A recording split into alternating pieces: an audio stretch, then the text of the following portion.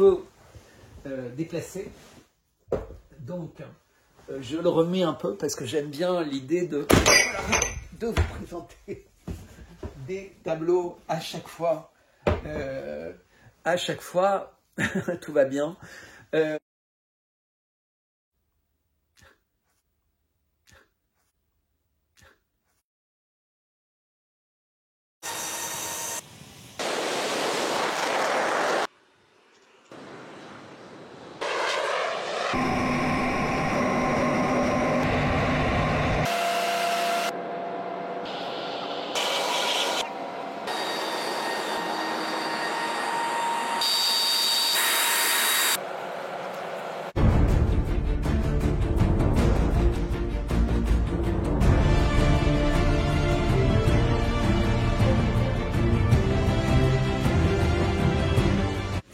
Dans cette vidéo qui dure à peu près 45 minutes, je vais vous parler de plusieurs choses. D'une part, je vais vous parler dans un premier temps de la situation de la Russie. La Russie n'est pas du tout isolée. Vladimir Poutine n'est pas du tout un paria. Il a un agenda de fou. Il rencontre toutes les personnes les plus importantes dans leur pays avec un accueil inimaginable, comme vous verrez, en Arabie Saoudite, mais c'était la même chose à Abu Dhabi. Il est accueilli presque comme un frère, comme un ami, comme un sage qu'on l'on respecte et qu'on est fier de recevoir chez lui. D'ailleurs, en Arabie Saoudite, il faut noter qu'il était également accompagné par Kadyrov, donc le chef de l'État tchétchène. Donc pour bien montrer que la Russie, la Sainte Russie orthodoxe, est tout à fait proche des Tchétchènes, et donc qui sont une république rattachée à la Russie, donc à la Fédération de Russie, et qui est totalement musulmane. Et d'ailleurs, ils se battent en Ukraine, sur le front ukrainien, dans le cadre de l'opération spéciale, et je pense que tout le monde se rappelle de la bravoure de leurs soldats sur la prise, par exemple, de Mariupol et en particulier des usines Azovstal. Donc, Vladimir Poutine n'est pas un paria, et aussi, je rappelle que lors d'une conférence internationale qui avait lieu à Moscou, il a souligné plusieurs choses. D'une part, que la croissance en Russie était supérieure à celle de tous les pays de l'Union européenne.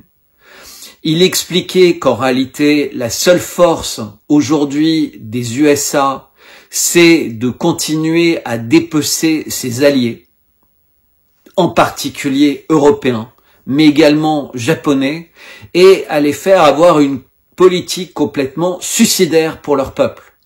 Il rappelle que la croissance en Russie se fait au profit du peuple, au profit des personnes âgées, au profit de l'éducation dans les universités, etc. Et il souligne évidemment à chaque fois qu'il peut qu'il souhaite évidemment un apaisement de la situation à la fois en Ukraine, mais que malgré toutes les tentatives de la Russie, ça échoue lamentablement à chaque fois parce qu'il y a des dirigeants internationaux qui continuent à vouloir que cette guerre s'éternise. Il y a une situation d'ailleurs très instable au niveau de Zelensky. Il y a une situation compliquée au niveau des États-Unis puisque les républicains ne veulent plus que des milliards partent en Ukraine, et de plus en plus ils dénoncent la gabegie là-bas, l'absence de stratégie, l'absence de résultats et surtout l'absence de visibilité sur l'usage des fonds. Néanmoins, le Pentagone, qui a beaucoup de liberté, indépendamment des budgets qui pourraient être alloués, peut continuer à aider et à assister directement sur ces budgets l'Ukraine, ce qui semble-t-il est une décision prise. Mais de toute façon, les Allemands, les Français, les Anglais, l'Union européenne continue à expliquer que le meilleur investissement possible, c'est de donner de l'argent et des armes aux Ukrainiens pour que toute leur jeunesse meure.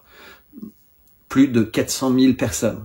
Donc ça, c'est un peu une première partie. Une deuxième partie, en fait, à partir de cette image de Poutine, qui, contrairement à ce que tout le monde pense, n'est pas un paria, que beaucoup de gens pensent, n'est pas un tyran, etc.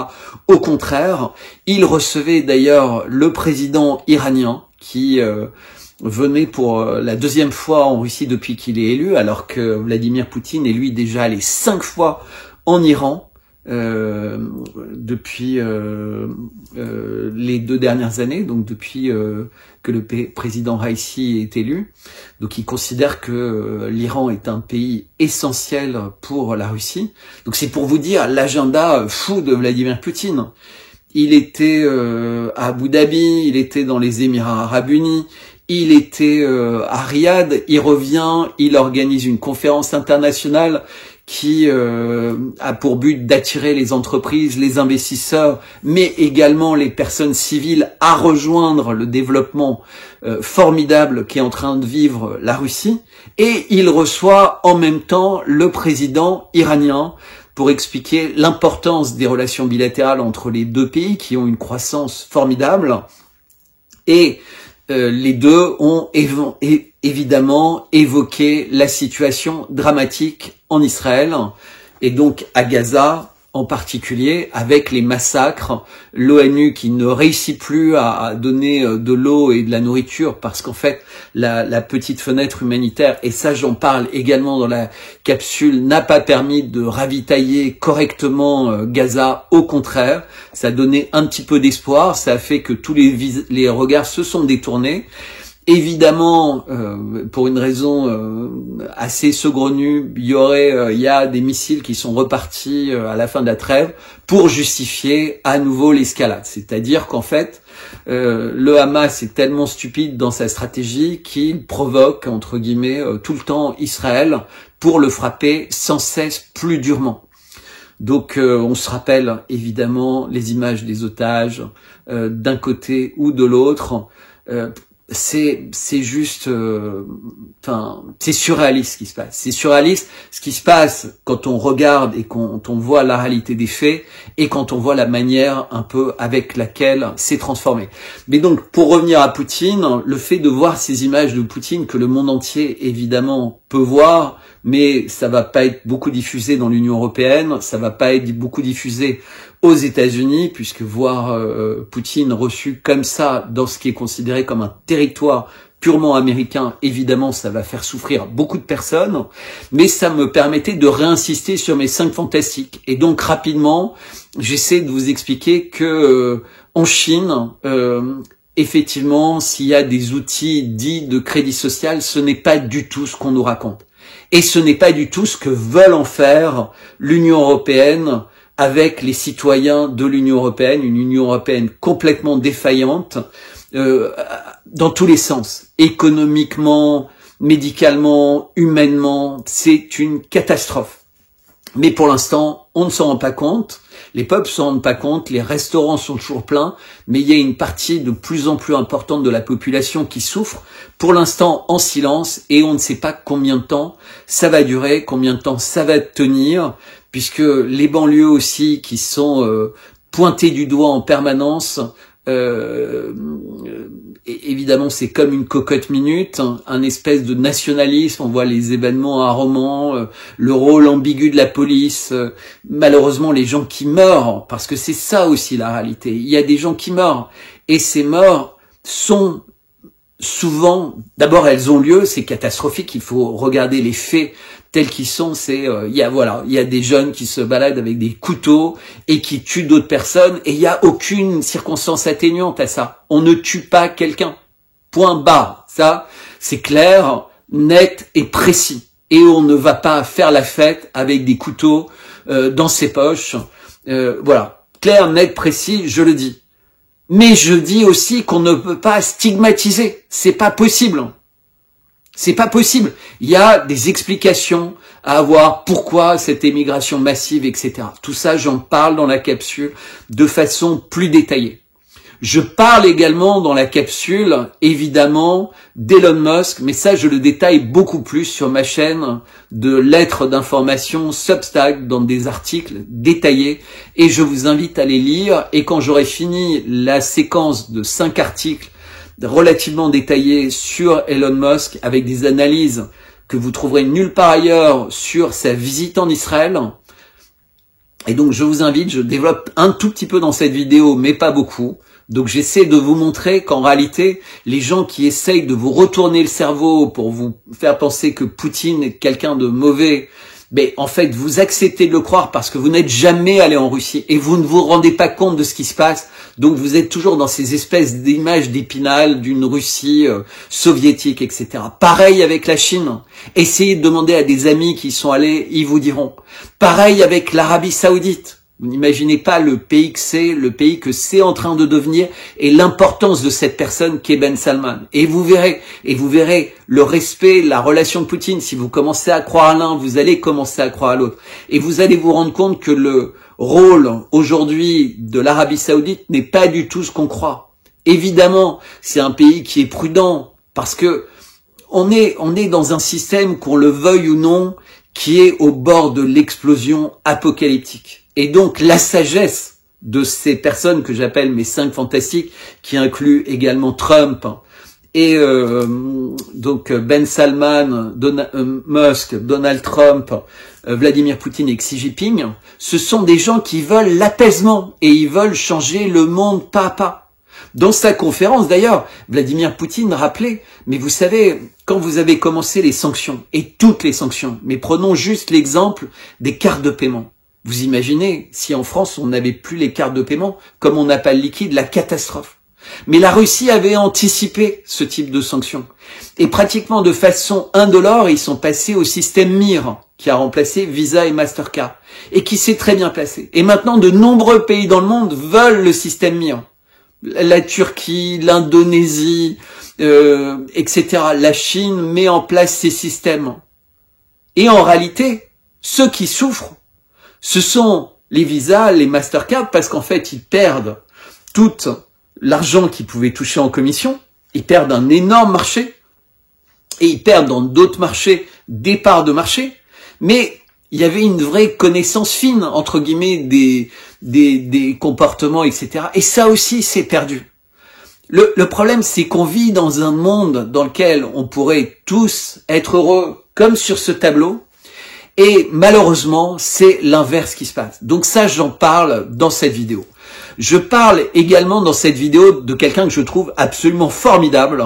Après avoir parlé hier de quelqu'un que je ne trouvais pas formidable, hier j'ai parlé d'Éric Verhaeghe, et je vous invite à regarder les commentaires de la vidéo sur Éric Verhaeghe, et je continuerai à faire beaucoup de portraits, mais à la fin de cette vidéo, je fais un portrait de Rémi de Juste Milieu, qui est quelqu'un que je trouve formidable. Donc, il y a quelqu'un hier dont j'ai parlé et je pense qu'il a véritablement d'importants efforts à faire, si tant est que ce soit possible, quand je lis les commentaires qui ont été écrits suite à la vidéo. C'est Éric Verhaeghe, mais quelqu'un qui vraiment, de plus en plus, doit être connu, doit être valorisé parce qu'il est important, il travaille pour l'Union, c'est Rémi de Juste Milieu. Et j'essaie d'expliquer pourquoi je ne dis pas ça parce que je suis dans son magazine, Le Banquet, et que il m'a toujours respecté, et vous verrez en écoutant les 10 dernières minutes de la vidéo, pourquoi tout ça c'est factuel, hein. C'est pas du tout du copinage, etc. Puisqu'au contraire, j'avais presque voulu m'éloigner du magazine en me disant je voudrais pas que l'image qu'un certain nombre de personnes sont en train de faire de moi puisse lui nuire, puisqu'à partir du moment où je prenais des positions aussi clivantes entre guillemets sur ce qui se passe en ce moment au Proche-Orient, je ne voulais pas que les gens qui déclaraient leur proximité avec moi, leur respect et leur amitié puissent en souffrir. Autant ceux qui profitent de la situation pour m'attaquer, me diffamer, etc., eh bien, je réagis, ou pas d'ailleurs, parce que en réalité, ça m'indiffère. Je travaille pas pour dire du bien ou du mal des gens. J'essaie de travailler pour analyser les informations. je ne suis pas là pour prendre les informations qui arrivent du monde entier et faire un espèce de journal télévisé de plein de petites informations, parce que je considère qu'en procédant comme ça, on n'aide pas les gens à devenir, entre guillemets, plus critiques et avoir une meilleure vision du monde. Pour moi, la meilleure vision du monde, ça passe par une compréhension réelle des phénomènes qui sont en cours. Et donc, il faut les analyser. Si je vous dis juste qu'Elon Musk est allé en Israël et qu'il n'est pas allé à Gaza, évidemment, tout le monde va se dire, voilà, Elon Musk est vendu, il fait ça pour l'argent, etc. Si je vous dis mon analyse que vous pouvez trouver dans les articles, et c'est gratuit, n'ayez pas peur de vous inscrire, c'est vraiment gratuit, alors là, vous allez comprendre un autre Elon Musk, beaucoup plus diplomate et beaucoup plus malin qu'on pourrait le croire. Si je vous parle, par exemple, de la crise du Covid et la manière avec laquelle elle a été traitée en Chine, en vous montrant un certain type d'image et sous un certain angle, comme ça a été fait dans l'essentiel des médias, vous allez vous dire, ce pays est un cauchemar.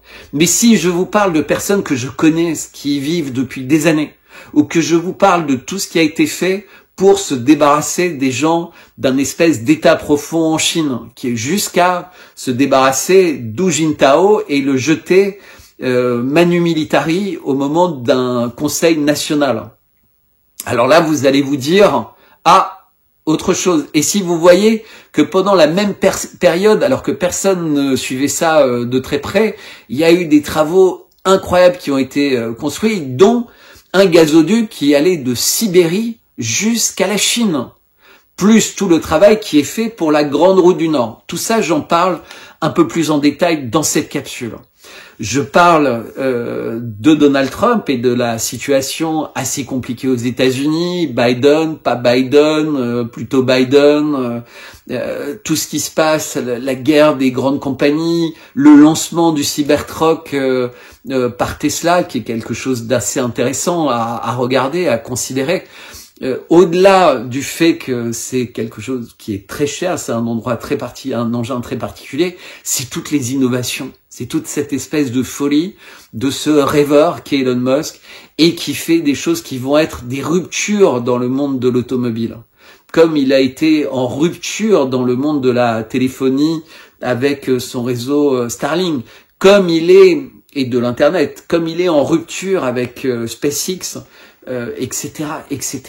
On est en présence de quelqu'un qui est véritablement différent. Trump est véritablement différent. Vladimir Poutine est véritablement différent. Xi Jinping est incroyablement différent, mais on le voit peu. Et c'est la même chose pour Ben Salman. Et donc, j'insiste sur cette lecture extrêmement optimiste que j'ai du monde et de l'avenir du monde au travers du prisme des 5 fantastiques. D'accord ? Ensuite, il y a le mal absolu. Les personnes qui sont extrêmement négatives dans le monde. Et je parle évidemment des Soros, des Gates, de la politique extrêmement grave et tous les mensonges de Netanyahou. Et comme dit Jacques Attali, d'ailleurs, qu'est-ce qu'il fait en liberté? Comment n'est-il pas en prison? Alors je sais très bien que tout ça, c'est des éléments de langage pour s'accaparer ça, un peu comme quand Netanyahou dit « Mais pourquoi les preneurs d'otages ont l'air si gentils et pourquoi les otages ont l'air de partir si heureux ?» Sous-entendu, ils ont été drogués, c'est du comédie, c'est Palestine, Hollywood, c'est. Et d'ailleurs, il y a des bébés, mais c'est des bébés en plastique. Et puis finalement, il y a des tout petits mea culpa parce que c'était des vrais bébés. 7000 bébés assassinés. Et donc, il y a des gens qui sont vraiment le mal. Et je referai une description très détaillée qui va compléter ma première vidéo sur Emmanuel Macron. Emmanuel Macron qui a décidé d'avoir ses 12 apôtres scientifiques. Un nouveau conseil scientifique de 12 apôtres. Quel clin d'œil, hein. Et il fera des photos aussi avec son Léonard de Vinci. Amusez-vous à regarder le compte Instagram de la photographe officielle de l'Élysée. Vous allez être saisi par tous les éléments de décor, tout ce que vous allez voir, les tapis, les statues. etc. Enfin, vous avez vraiment l'impression d'être rentré dans une antre, je dis bien une antre, mais démoniaque. Les choix des œuvres, les choix des artistes qui réalisent les œuvres. Alors, je vous parle même pas des compagnons de route. Regardez la manière avec laquelle leur visage évolue. Vous les prenez avant de commencer à travailler avec Macron, vous les prenez maintenant. Vous avez l'impression d'être dans un film sur... Tenez, par exemple, Palpatine dans la Guerre des Étoiles, où ces visages qui se transforment, qui devient rideux, plus le mal envahit, plus... Voilà de quoi on parle. Donc, ça, c'est la première partie, puisque finalement, ça prend plus de temps que prévu, et qui vous invitera éventuellement à regarder la deuxième partie, qui est un peu plus longue, dans laquelle je détaille toutes ces choses-là. Donc, je souligne, amusez-vous à regarder tous les commentaires sur ma vidéo, le portrait d'Éric Vérac, ça pourrait vous amuser. Je parle beaucoup plus cette fois-ci de façon enthousiaste de Rémi de Juste Milieu. Je parle des 5 Fantastiques. Je parle de mon Antéchrist, puisqu'il y a beaucoup de personnes qui voilà, bah moi j'ose malheureusement dire que le portrait officiel plus tellement d'autres choses me font penser que l'eschatologie n'est pas juste quelque chose parmi les fous et parmi des gens qui appartiennent à des sectes bizarres. Je pense que malheureusement ça existe et c'est beaucoup plus profond que on peut l'imaginer. Voilà. Donc abonnez-vous, regardez dans la description de cette vidéo tous les moyens de me suivre quand je ne suis pas sur X, puisque pour l'instant je n'y suis pas, mais vous avez Telegram, Getter, Truth. Il y a plein d'endroits où je suis peu, je dois avouer. Parce que tout ça me fait dire, pour l'instant, j'essaie d'être ici, j'essaie de regarder comment je vais fonctionner, je vais essayer de faire fonctionner mon Substack beaucoup plus, vous êtes de plus en plus nombreux à rejoindre Substack, je vous remercie, parce qu'il y a beaucoup de choses de qualité que je fais, je passe du temps à essayer de rédiger des articles là-bas, etc. C'est gratuit. Évidemment, ceux qui peuvent payer, mais c'est gratuit, j'insiste là-dessus, c'est totalement gratuit. Si vous voulez donner 5 € une fois pour toutes, vous prenez un abonnement pour 5 € et après vous suspendez votre abonnement et vous aurez de toutes les informations comme si vous n'aviez pas payé. Si vous voulez donner 50 €, 100 € ou tout ce que vous voulez, tout ça c'est possible. Vous avez GoFundMe, vous avez Tipeee, j'ai 0 €. Et etc., etc. Alors je parle d'argent et j'ai aucun problème à parler d'argent parce que c'est important, parce que je consacre, comme vous le savez tous depuis très longtemps, une grande partie de ma vie. Mais il y a aussi le miel, il y a aussi les abeilles, il y a aussi l'art contemporain, l'art plus ancien. Je décris ce tableau qui est formidable pour moi. C'est un tableau au Brésil où on voit une société multiculturelle et qui a l'air d'être heureuse à faire des choses simples, un marché. Et je trouve les marchés magnifiques. J'adore ça. Je vais vous parler de ma galerie qui s'appelle la galerie 55 Bellechasse. Je vais vous parler du nouveau site internet qui va sortir, de plein de choses. Donc voilà, petite partie 1 qui est déjà devenue un peu longue. Il y aura une partie 2. Et il y aura plein d'autres vidéos. Je dois poster une vidéo pour une interview que j'ai faite pour Izvestia, qui est une très grande chaîne russe. C'est passé devant 13 600 000 personnes. Enfin, un extrait de cette vidéo où je parle, où je réponds à des questions d'un journaliste sur l'intelligence artificielle. Beaucoup de demandes d'interviews, beaucoup de projets, essentiellement de l'étranger. Afrique, Maghreb, Russie, parfois pas trop France, mais ça arrive quand même. Donc sur mes sujets de prédilection. Et vous savez, j'ai décidé de pas être la personne d'un sujet de prédilection. Il y a beaucoup de gens qui me disent, mais Bertrand, avec ce que tu as fait sur la photo d'Emmanuel Macron, tu pourrais vraiment faire plein de choses là-dessus. Avec tes 5 Fantastiques, tu pourrais faire plein de choses. Mais non, moi ce qui m'intéresse, c'est en direct, vous éviter de tomber dans les pièges. Et avec Substack, la raison pour laquelle j'avais structuré ça, aussi pour éviter la censure et pour trouver un moyen d'avoir des échanges permanents, directs au sein d'une petite équipe et aussi l'aspect financier, c'était de préparer de façon structurée une sélection de mes tweets importants, une sélection des vidéos utiles, selon moi, la semaine en question, parfois des vieilles vidéos et parfois des vidéos faites pour l'occasion, et de longs articles. Et tout ça, dans mon idée, c'était de vous préparer d'une part à des dîners, aux rencontres de fin de semaine, et donc ça c'était la publication du mercredi, donc qui a eu lieu hier, et la publication du dimanche, c'était véritablement de rentrer plus sur des sujets de fond.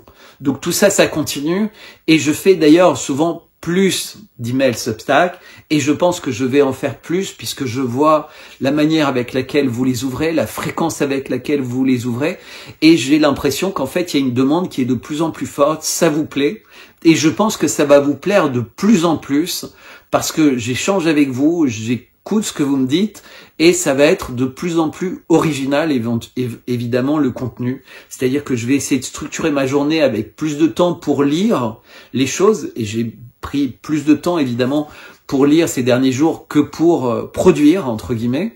Et donc, et pour relire des livres, des classiques, pour revoir de temps en temps des films, écouter de la musique, passer beaucoup plus de temps avec ma famille. Donc, je vais voir comment tout restructurer dans ma vie pour être peut-être tout le temps en meilleure forme, plus souriant, plus solide, plus enthousiaste, plus comme ces personnes aussi dans le marché cool, parce que je suis extrêmement optimiste. Entendez-moi, quand je vois les images de Poutine avec Ben Salman, je suis très optimiste. Quand je vois le président iranien qui se déplace à Moscou, je suis extrêmement optimiste. Quand j'entends Vladimir Poutine expliquer l'essor de l'économie russe, je suis très optimiste parce que je me dis que si on met aux commandes d'un pays des gens qui aiment leur pays, qui se battent pour leur pays, mais qui veulent la stabilité du monde, tout ça fonctionne. Aujourd'hui, on choisit tout le temps les pires pour les partis politiques qui nous représentent à l'Assemblée nationale et au Sénat, les pires pour les partis d'opposition, souvent malheureusement les pires pour les médias d'opposition, le plus souvent même, et je suis désolé, je vais pas me faire d'amis, mais c'est la réalité. Ils ne font pas ça par altruisme, ils ne font pas ça par amour, ils ne font pas ça pour vous et pour que les choses s'améliorent, ils font ça par égocentrisme, pour gagner de l'argent, pour prendre une espèce de revanche, mais en fait, ils n'ont qu'une ambition, c'est qu'un jour, CNews ou TF1 les appellent, et allez là-bas, et observez-les, regardez comment ça fonctionne, c'est toujours comme ça. Et dans ma galerie de portraits, parce que je vais être le peintre d'une galerie de portraits, je continuerai de façon un peu impressionniste, de façon expressionniste, figurative, parfois un peu surréaliste, un peu comme vous voulez, on va s'amuser ensemble. On va s'amuser, on va se marrer avec bon sens, avec amour, avec intelligence, comme si on était tellement heureux, tellement énergique, tellement enthousiaste sur l'avenir de notre monde et de notre société. Voilà, ce soir, cette vidéo va être en ligne. Demain, la partie un peu plus développée, où je sais même pas si je la ferai, si c'est très utile, mais je vais le faire quand même. En tout cas, les choses avancent, j'ai beaucoup d'énergie, j'adore ce que je vois dans le monde, j'adore tous les changements qui se passent partout. Il y en a d'autres évidemment qui m'inquiètent, comme ce qui se passe en Argentine, mais des personnes en qui j'ai confiance me disent c'est peut-être pas si mal, parce que en fait parfois les personnes font semblant de jouer le jeu d'un espèce de camp hégémonique pour être acceptable, et une fois qu'ils prennent le pouvoir, ils peuvent changer. D'autres font l'inverse, donc ça marche dans les deux sens. On a bien vu que Zelensky avait été élu pour combattre la corruption et pour faire la paix avec la Russie et pour résoudre des problèmes au Donbass. Il a fait l'inverse. Alors, Il faudrait détailler pour expliciter, mais donc c'est véritablement, c'est pour ça que j'ai 5 fantastiques. Amusez-vous à vous demander maintenant, rétrospectivement, puisque j'en parle depuis 1 an, est-ce qu'il y a d'autres personnes dans le monde qui ont prouvé ça? Parfois on m'avait dit, mais il y aurait un tel, Tucker Carlson pourrait être un fantastique, ou Kennedy pourrait être un fantastique. Qui n'est pas extraordinairement déçu par Kennedy? Tucker Carlson est parfait dans son rôle, mais c'est pas le même niveau que les 5 fantastiques. Regardez-les tous et vous allez comprendre. Eux sont extraordinaires. Alors évidemment, c'était impossible, à moins d'avoir, entre guillemets, mon vécu, mon passé d'analyse de toutes ces choses-là, de les identifier. À l'époque où je l'ai fait. Et j'en suis fier. Et je le dis. De la même manière, le travail que j'ai fait sur la photo officielle du président Macron. Toutes ces choses qui maintenant sont reprises à droite et à gauche, le plus souvent sans me citer. Parce qu'évidemment, des antéchrists depuis la nuit des temps, on en parle. Mais aller aussi loin, de façon aussi factuelle, etc., avec quelque chose comme ça, il n'y a pas beaucoup de personnes qui l'ont fait. Et c'est pas pour me lancer c'est que maintenant je fais ça et je vais vous réserver beaucoup de bonnes surprises. Je vais vous parler comme je vous ai parlé de Metzner dans une capsule précédente, mais je vais vous parler de plein d'autres personnes. Et maintenant je vais vous en parler totalement humainement, totalement librement, parce qu'en réalité j'ai complètement cassé les chaînes. Voilà, c'est ça ce que je veux vous dire ce soir. On va s'amuser ensemble, on va faire la fête et on va leur faire la fête. Et ça va être génial. Mais j'ai besoin de votre aide, j'ai besoin de votre soutien. Mais indépendamment, vous êtes déjà nombreux à aider, mais c'est évidemment pas suffisant. 0 sur Tipeee, 300 sur un tel. Mais bon, c'est pas beaucoup pour des mois où je vous demande et 2 années où j'avais jamais rien demandé. Mais c'est pas le plus important. Le plus important, c'est que ça va se passer. Je trouverai toujours des solutions entre le miel, l'art contemporain. Je ferai tout ce qu'il faut pour continuer à être avec le sourire et à me battre. Et ça va être un énorme succès. Vous allez voir. On va changer, on va participer à changer la France, on va participer à changer le monde, d'une part en comprenant ce qui se passe dans le monde et en comprenant à quel point on peut faire des choix différents parce qu'on apprendra à analyser, on ne sera pas dans les émotions, on ne sera pas dans les flux d'informations, on ne sera pas dans la peur, on ne sera pas dans la manipulation, on ne sera pas dans la collusion, etc. Nous, on va être dans l'analyse, on va regarder les choses en face et on appellera un chat, un chien, une vache, une vache. Et tout ça, samedi, je suis très impatient demain de voir mon petit fromager parce que j'ai plus ces petits fromages de chèvre extra frais et ces fromages de chèvre un peu plus vieux que je mange avec du miel ou avec de la confiture de cerise ou avec toutes ces choses-là dont je vais vous parler de plus en plus au fur et à mesure.